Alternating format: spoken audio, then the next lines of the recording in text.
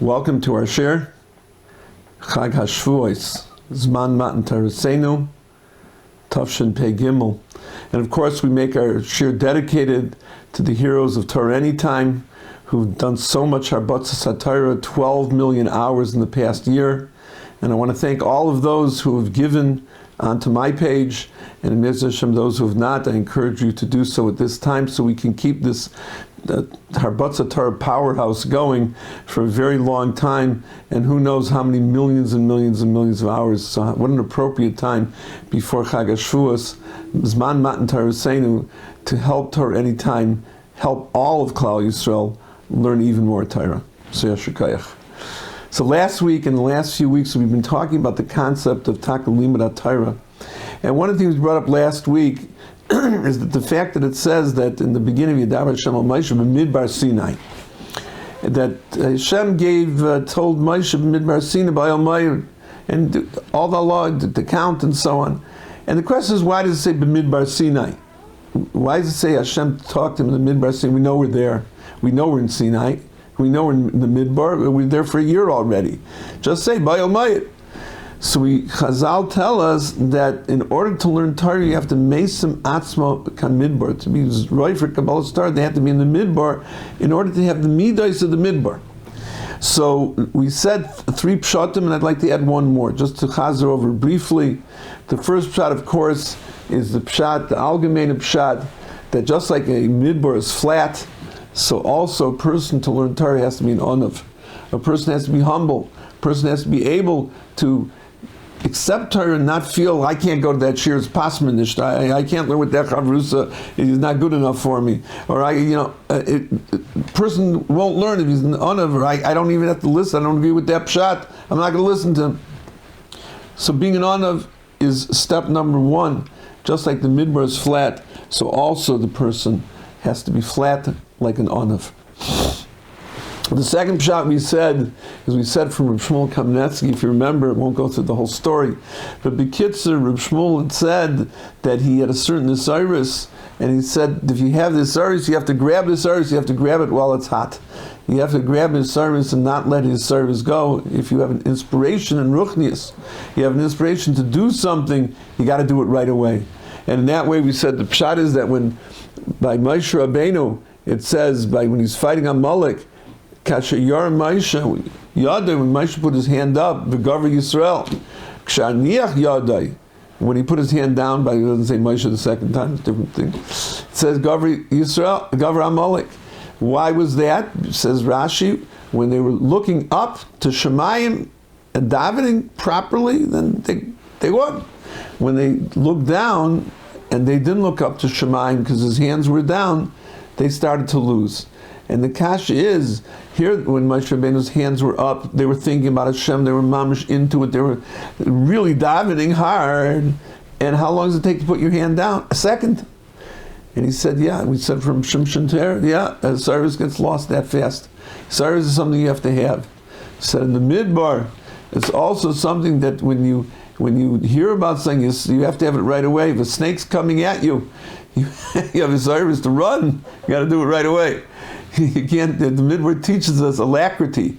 If they tell you tonight they're going to attack the caravan, you can't say I'm going to finish my nap and I'll worry about it later. You got to do it right now.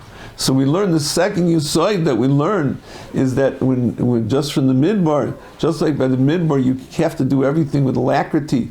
Also, to learn Torah, it has to be with alacrity. It has to be when you have your service, go and learn. It's interesting. I said this in a shir. So this yesod, along with the story, of course, and everything that you see last week, sure to see the story. The man comes over to me afterwards and he says, I was saying Tillim, so I didn't jump up to thank you for saying the shir, so I'm coming over to you now. But I should have jumped right away. Once I had the service to thank you, I should grab it. How many times do we have a service and we don't grab it? We let it go. And therefore, the second yesod is you have the service, as Rabbi Fran famously said at the Siyam Shas, seize the moment. And the third thing that we said from the midbar, is something very precious.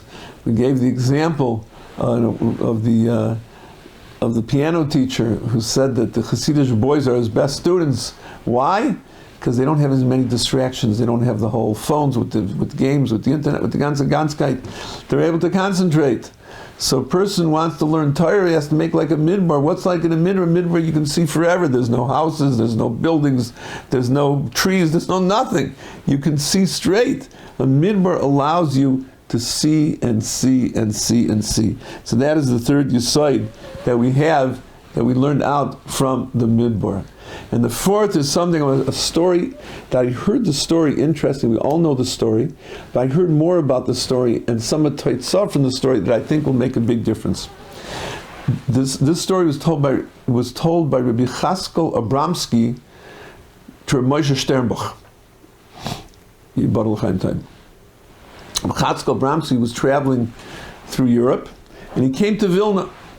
And for some reason, he went into the Chevra Kadisha records. They had the Chevra Kadisha was sort of where they kept the, all the records. That's where we learn most of our history from, is going to these Chevra Kadisha books.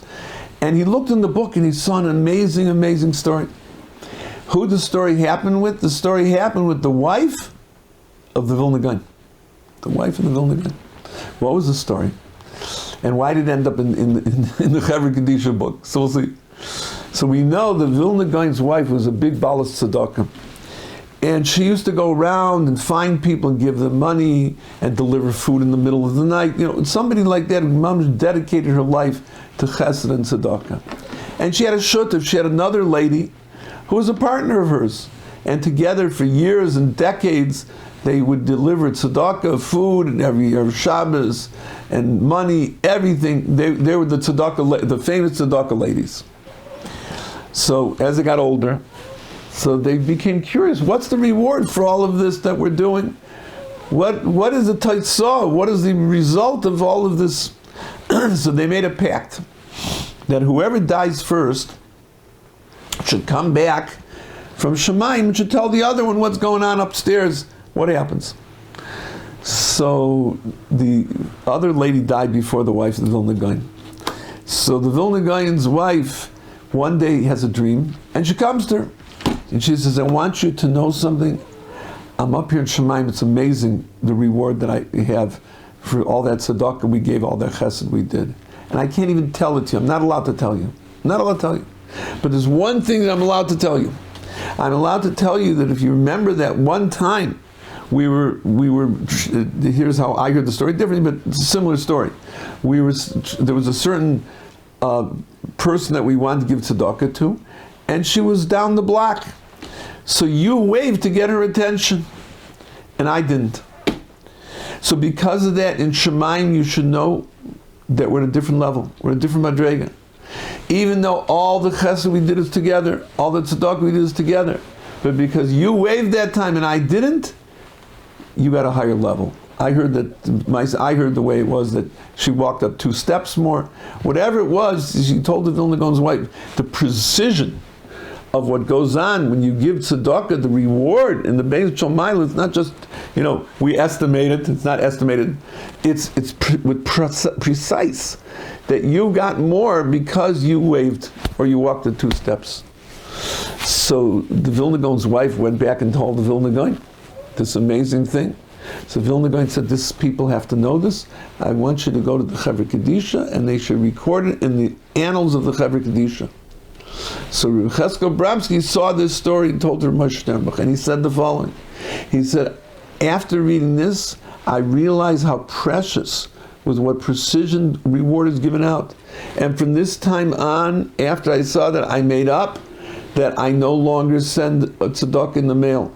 I no longer send a shliach. I do it myself because I want to be able to have that schar that comes from doing it yourself, just like she did. Because every single extra ma'aser, every pu'ula makes something different. That's what he said. So I know that there's an inyan that they say when you give tzedakah, you're putting money in the pushka. So don't just drop in at one time. Do each one. Each time you should do another pula. So we've said in the past, the pshat is to break your yetzer hara that doesn't want to give tzedakah. But according to this, every pu'ula, everything that you do is another mitzvah, another mitzvah, another mitzvah, and who knows, in Shemayim, you're going to make it between going up and down, because you put one more quarter into the pushka, you put one more dollar into the oni's hand. Verveist, we don't know. But every pu'ula makes a difference. That's the precision of the matan schar in Shemayim of tzedakah, the precision of the matan schar of a mitzvah. So I was thinking that this is something else that the Midbar teaches us. That the Midbar is a place of life and death. The Midbar is a place where everything counts. Every pu'ula you do, every mice you do can make a difference. Forgetting to bring the bottles of water could be a death sentence. Forgetting to put up the stockade around, chas v'shalom. Remembering to load the camel properly, all the difference. Everything's life and death.